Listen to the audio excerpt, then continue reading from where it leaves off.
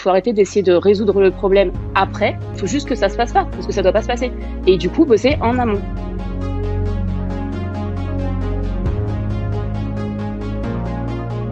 L'idée de l'application, je l'ai eue en mars 2019. Ça vient plutôt d'un vécu personnel. Je faisais un second burn-out. Je suis prise en charge par un médecin traitant. À l'époque, je suis pour la deuxième fois maman.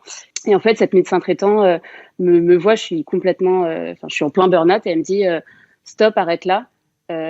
Je te crois, ce que tu as est réel et je vais te protéger. Une prise de conscience improbable, mais je me dis mais la bienveillance humaine est juste sans limite et en fait, il faut qu'on soit tous et tout au courant, faut qu'on l'active, faut faire quelque chose, faut que les gens soient au courant. Le lendemain, je prends le métro et là, je vois physiquement toutes les femmes dans la rame de métro et je me dis mais mon idée va bien plus loin que ça en fait. Si la nana en face de moi, elle est en train de se faire agresser, que je le sais, j'ai qu'une envie, c'est de faire semblant de la connaître et d'aller la voir et de lui dire hey Marie, comment ça va? Et forcément, l'agression prend fin. Il faut arrêter d'essayer de résoudre le problème après. Il faut juste que ça se passe pas, parce que ça doit pas se passer.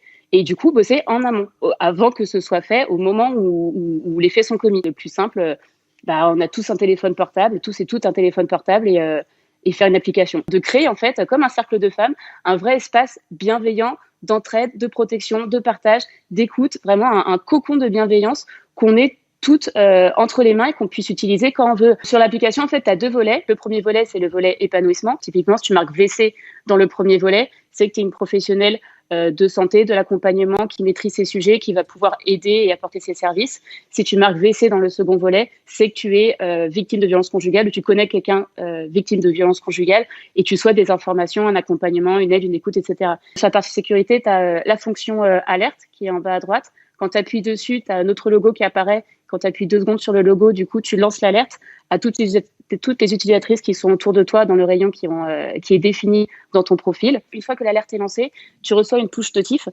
Et sur la push notif, en fait, tu as le visage de la personne, si elle a mis une photo de profil, son prénom, son nom qu'elle a renseigné.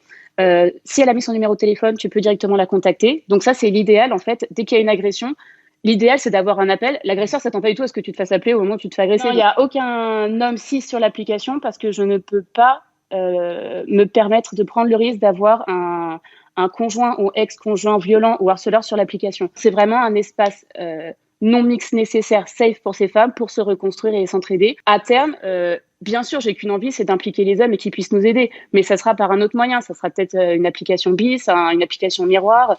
Mais en tout cas, les femmes resteront, et personnes issues de minorité de genre, resteront entre elles et elles sur l'application jusqu'à ce qu'elle continue à vivre. Et ça sera gratuite pour toutes.